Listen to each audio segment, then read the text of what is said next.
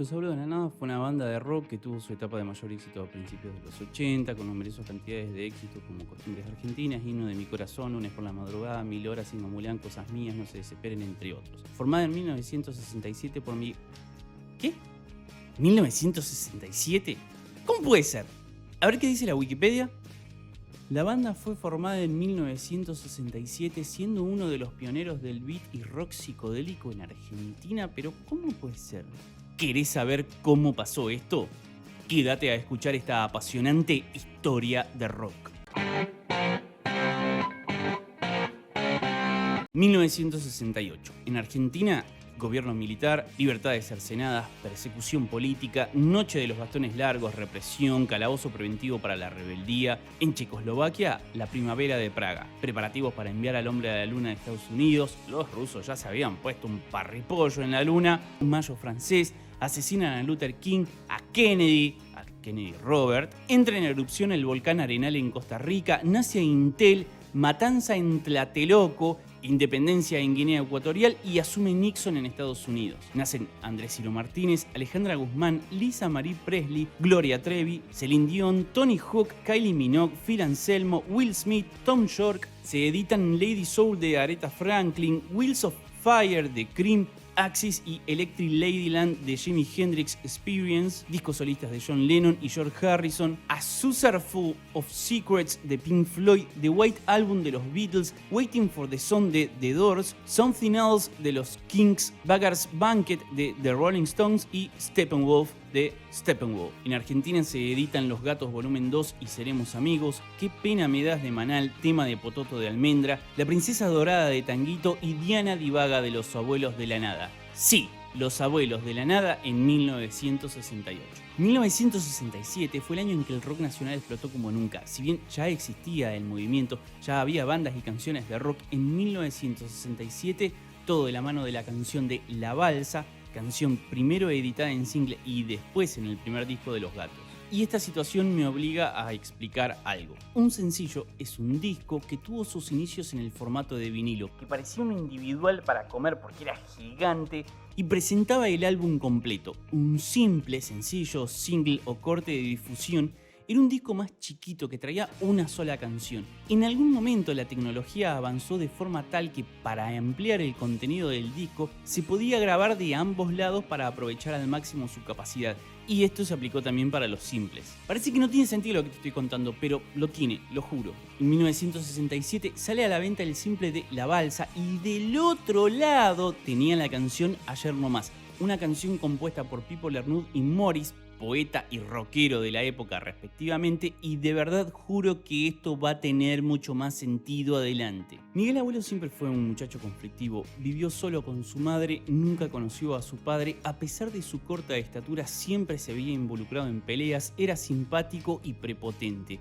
Fue expulsado de varias escuelas hasta que su madre formó pareja con un señor que era director de una escuela. Este los acogió a ambos en su casa y a Miguel en su escuela. Durante este periodo conflictivo de su adolescencia, Miguel se aficionó fuertemente a la poesía y estaba decidido a vivir de ella el resto de su vida. En un viaje al noroeste de Argentina se hizo fanático de la baguala, un género musical folclórico argentino que desciende de comunidades de pueblos originarios de la zona, rico en improvisaciones, y le cayó como anillo al dedo. También se hizo aficionado a la literatura en general, a la filosofía y a la pintura. En 1967 se fue a vivir a una pensión donde escribía, pintaba, perdía el tiempo mayormente, y en la habitación de al lado ensayaba la banda de los Beatniks, una banda que era tristemente célebre por promocionar sus canciones en una orgía en una fuente que estaba en una plaza pública de un barrio paquete de Buenos Aires. Pero esa es otra historia de rock. Junto a la banda estaba Pipo Lernud, un poeta de la época, un miembro del séquito de rockeros que frecuentaba la cueva, una de las cunas del rock. Pipo y Miguel se hicieron amigos inseparables al punto en que terminaron viviendo juntos en la casa de la mamá de Lernud. Un día fueron juntos a la cueva donde Miguel conoció al grupo de sátrapas, bohemios, le dicen algunos, de la por entonces casi inexistente escena rockera de la época, en la capital de Buenos Aires.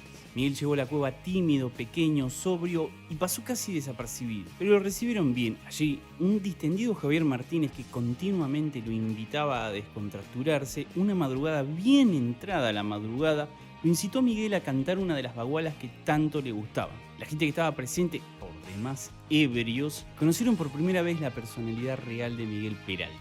más extrovertido de lo que parecía y podría habérselo considerado como un bicho raro si no fuera porque en el lugar eran todos bichos raros. Esta experiencia, por demás inspiradora para él, lo llevó a sentirse parte del grupo y comenzó a frecuentar este séquito más seguido. A partir de ese momento, Miguel ya formaba parte del grupo de gente fundacional del rock nacional, los acompañaba a La Perla y a La Cueva asiduamente, aprendió a tocar la guitarra con Javier y Morris, comenzó a escribir canciones con Pipo y un día Pipo le pidió que lo acompañara a las oficinas de CBC porque tenía que cobrar algunas regalías de la canción de Ayer No Más. Por eso te decía que tendría sentido más adelante. Allí los atendió un ejecutivo, Ben Molar, que muy conforme con las ventas que estaba produciendo el single de La Balsa, que del otro lado tenía la canción de Pipo y Morris, Ayer No Más, le preguntó si tenían algo más para presentarles y lo miró Miguel y le preguntó: ¿este muchacho canta? A lo que la mamá de Pipo respondió: sí, y lo bien que lo hace.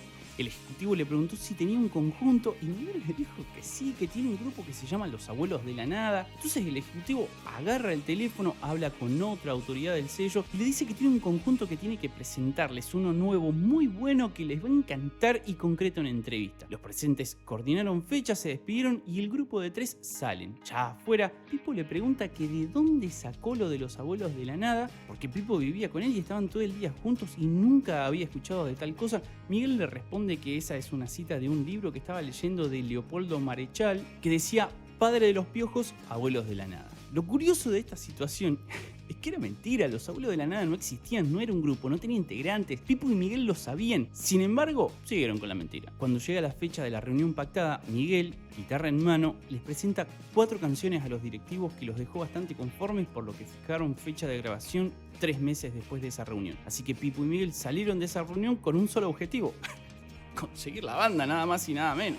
El proceso en el cual lo lograron fue por lo menos curioso, porque se fueron a la Plaza Francia, donde se juntaban la mayoría de los hippies, esos vagos, drogadictos, delincuentes de la época, y comenzaron a preguntar por músicos para un proyecto musical serio. El primero del que conocieron fue Héctor Pomo Lorenzo, que tenía una pequeña banda de barrio y tocaba la batería. Este mismo les presentó a Norberto Papo Napolitano, un tipo con el pelo largo y que hablaba poco, según Pipo, pero que tenía una guitarra acústica que hacía sonar de las mil maravillas. De ahí mismo surgieron los nombres de Miki y Alberto Lara, los hermanos, para conformar finalmente la primera formación de Los Abuelos de la Nada. Sí, así de fácil. Estuvieron ensayando un tiempo en la casa de Pipo, pero a la hora de grabar Papo no tenía una guitarra eléctrica, así que tuvo que solicitar a un guitarrista que conocía por andar en el medio siempre, Claudio Gavis, futuro guitarrista de Maná.